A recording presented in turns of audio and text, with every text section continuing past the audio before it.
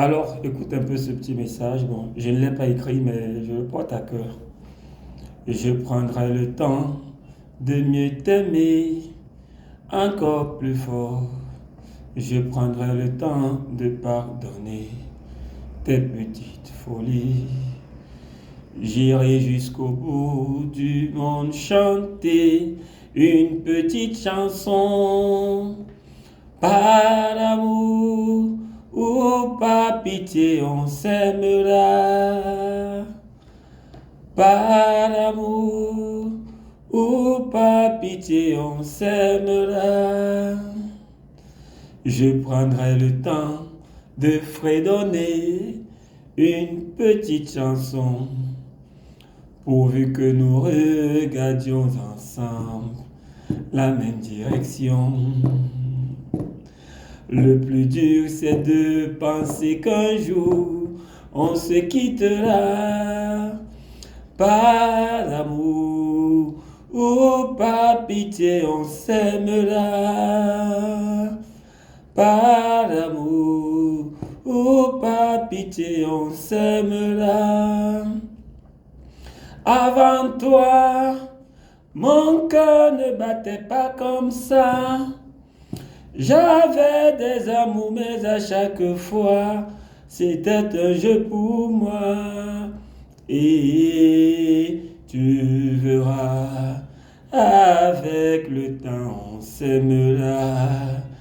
Il faut tout simplement tenir le coup. On y arrivera. On y arrivera.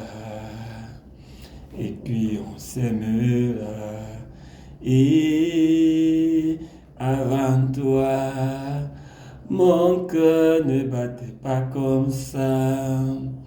J'avais des amours, mais à chaque fois, c'était un jeu pour moi. Bon, le message derrière là, c'est que l'amour est très profond. L'amour n'en vit pas. L'amour supporte tout. L'amour n'est pas jaloux. L'amour ne raisonne pas à un niveau, ça il faut le dire, parce que l'amour devrait en réalité être dépourvu de tout intérêt. Ça veut dire toute personne qui aimerait parler de l'amour, de ses sentiments pour je ne sais pas trop qui, parce qu'aujourd'hui le message qui est arrivé est un message d'amour. Toute personne qui aimerait parler de ses sentiments amoureux ne devrait en réalité pas savoir ce qui est en train de lui arriver. Parce qu'il n'y a pas une raison. Quand on dit qu'on aime, on ne devrait pas être en mesure d'expliquer ce qu'on aime ou pourquoi on aime. C'est comme un sentiment qui vient et qui nous accroche. C'est-à-dire accroché par derrière là. Donc il y a un crochet qui vous prend l'habit par derrière. Vous ne savez pas ce qui vous accroche, mais vous savez tout simplement que vous êtes en train de planer. Vous avez l'impression d'être en train de gagner en altitude. Vous allez vers le haut. Parce que ça, il faut le dire, c'est un sentiment qui donne beaucoup de grandeur, même s'il il met en mal. Quand on aime, c'est douloureux, ça fait très mal.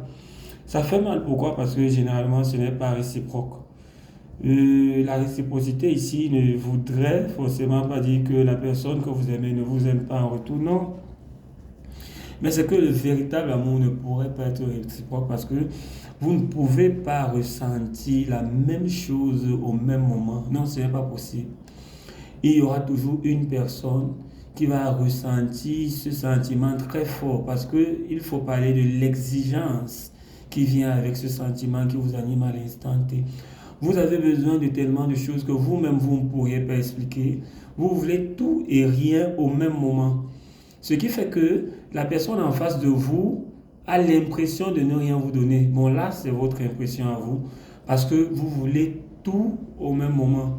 C'est un sentiment très fort. Mais comment faire pour le combler? Ce n'est pas évident de combler ce genre de sentiment. Il est si fort que quiconque ne pourrait pas avoir autant de force pour combler ce sentiment. Et au fur et à mesure, au fil du temps, vous avez l'impression de perdre la raison. Oui, ce n'est pas un mauvais ressenti. vous perdez la raison, vous perdez tous vos repères.